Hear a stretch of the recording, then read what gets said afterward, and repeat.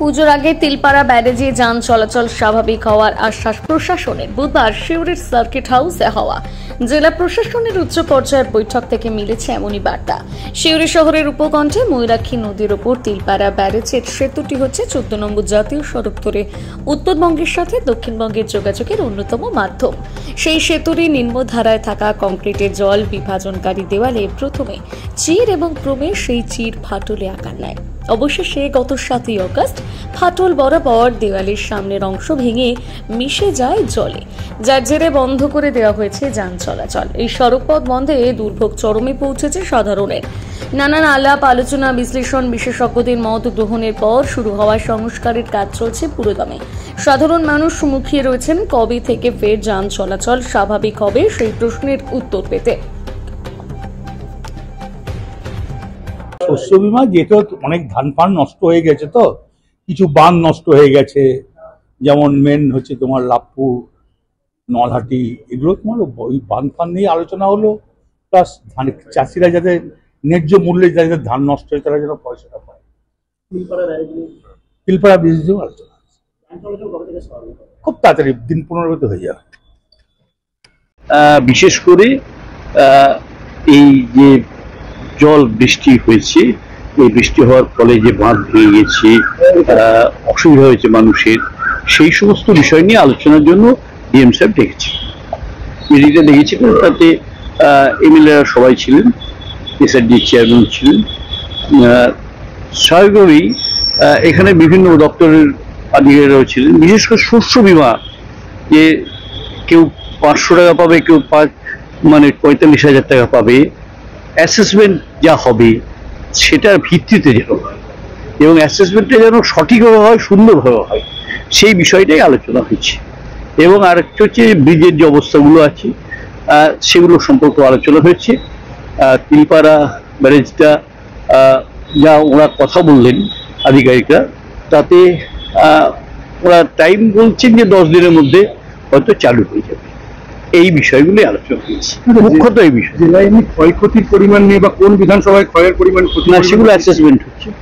এমনি মোটামুটি কোনো সার্বিক না, না এখনই পাওয়া যাচ্ছে না। আচ্ছা, আর একটা জিনিস, কালকে মুখ্যমন্ত্রী বর্ধমানের সভা থেকে বললেন যে বর্ষায় যে মাটির বাড়িগুলো ভেঙেছে সেগুলো আলাদা হবে এবং এমএলএরা সেই লিস্ট জেলা শাসককে দেবেন। তো সেটা কবের মধ্যে বা আজকে কি কোনো লিস্ট জমা করবে? সেগুলো না, সেগুলো নিয়ে আলোচনা হয়েছে এবং সেই বিষয় নিয়ে কার্যকরী ভূমিকা গ্রহণ করা।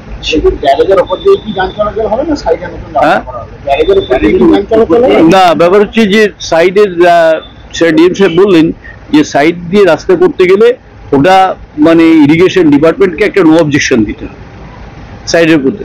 আর মোটামুটি যেভাবে হচ্ছে ওরা বললেন আমরা ব্রিজটা কমপ্লিট করবো, এটা তো 10 দিন বললেন মোটামুটি। উপর দিয়ে যাতায়াত সেটাই বললেন যে 10 দিন।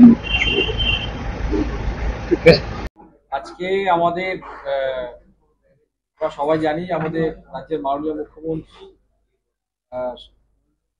গত 27শে জুলাই, 28শে জুলাই এবং 29শে জুলাই আমাদের জেলা সফর করেছিলেন।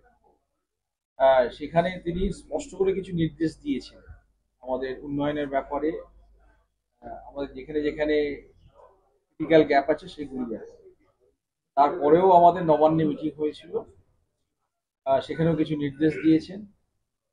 গতকাল আমরা ভার্চুয়ালি কানেক্টেড ছিলাম, পূর্ব বর্ধমান জেলা সফরে উনি এসেছিলেন, সেখানে আমাদের পাট্টা ডিস্ট্রিবিউশনের নিরিখে আমরা ভার্চুয়ালি কানেক্টেড ছিলাম এবং পুরোটাই আমরা শুনেছি তার নির্দেশের ব্যাপারে। সেই বিষয়গুলি নিয়েই আমরা আজকে প্রথম ধাপে আমাদের এসডিও, বিডিও এবং আমাদের এডিএমদের নিয়ে আমরা মিটিং করেছি। তার পরবর্তী ক্ষেত্রে আমাদের সেকেন্ড হাফে আমাদের এখানে জনপ্রতিনিধি যারা আছেন, অর্থাৎ আমাদের মাননীয়া বিধায়ক যারা আছেন জেলার, তারা আমাদের এসআরডিএ চেয়ারম্যান সাহেব, আমাদের ডেপুটি স্পিকার পশ্চিমবঙ্গ রাজ্য বিধানসভা যিনি আমাদের রামপুরহাটের এমএলএ সাহেব, তো এই সবাইকে নিয়ে আমাদের মিটিং হয়েছে। মূলত আমাদের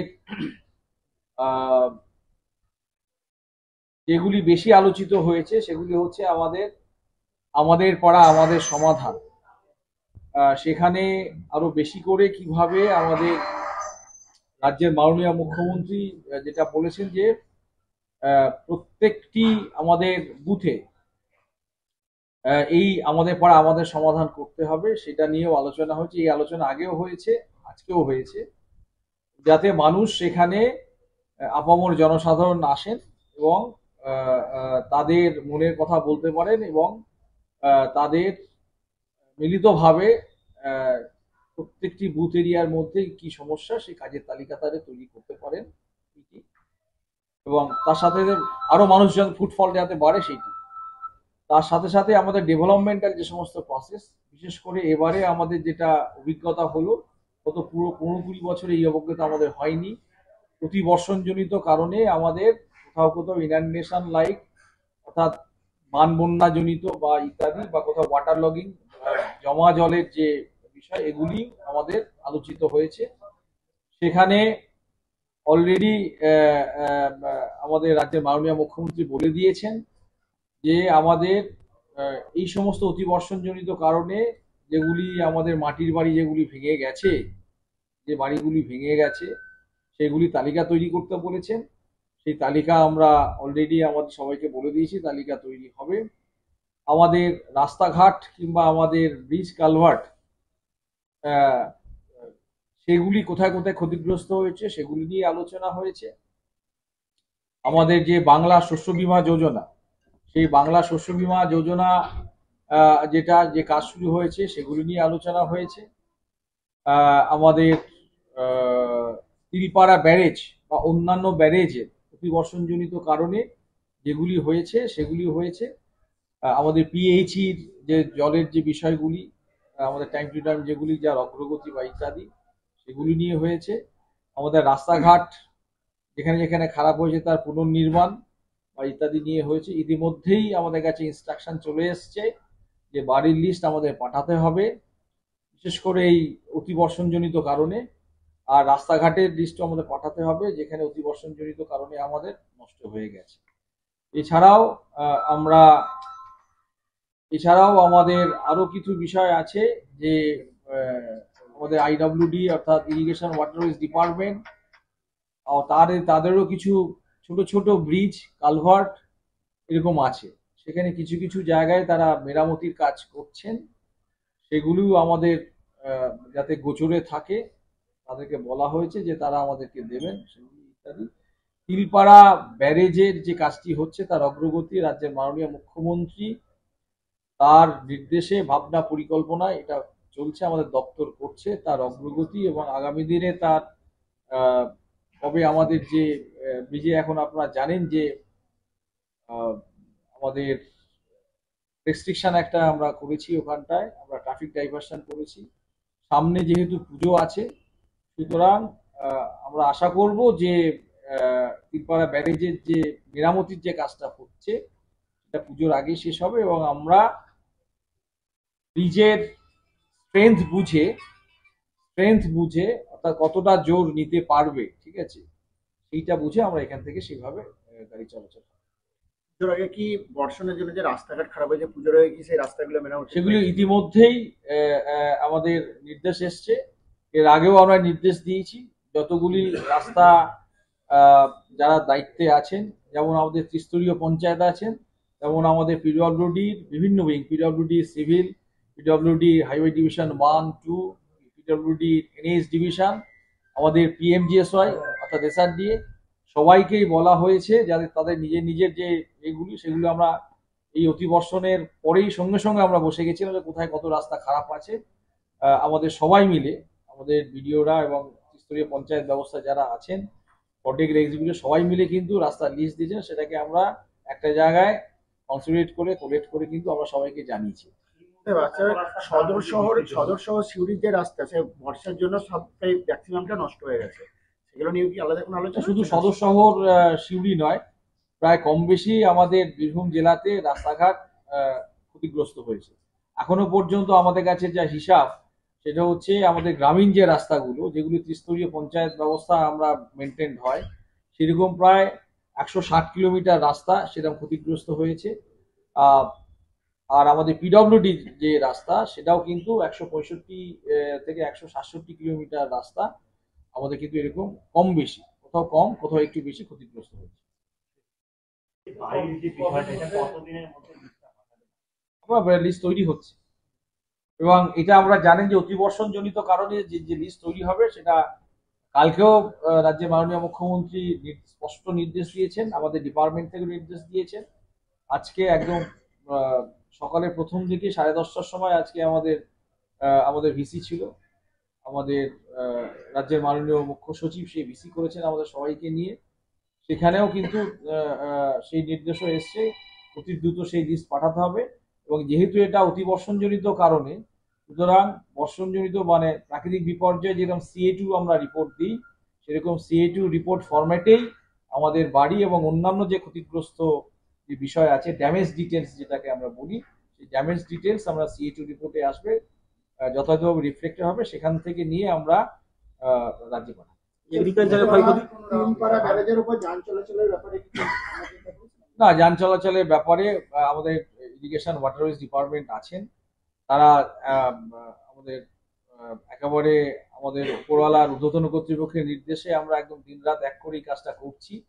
এবং তারা কথা দিয়েছেন পুজোর আগে আমাদের ব্রিজের যে মেরামতির যে কাজটা, সেটা রাজ্যের মাননীয় মুখ্যমন্ত্রীর সেরকম নির্দেশ আছে, সেটি আমাদের সম্পূর্ণ করতে হবে যাতে পুজোর সময় আমাদের বাধাহীনভাবে আমাদের মানুষজন যাতায়াত করতে পারেন। এবং এখানে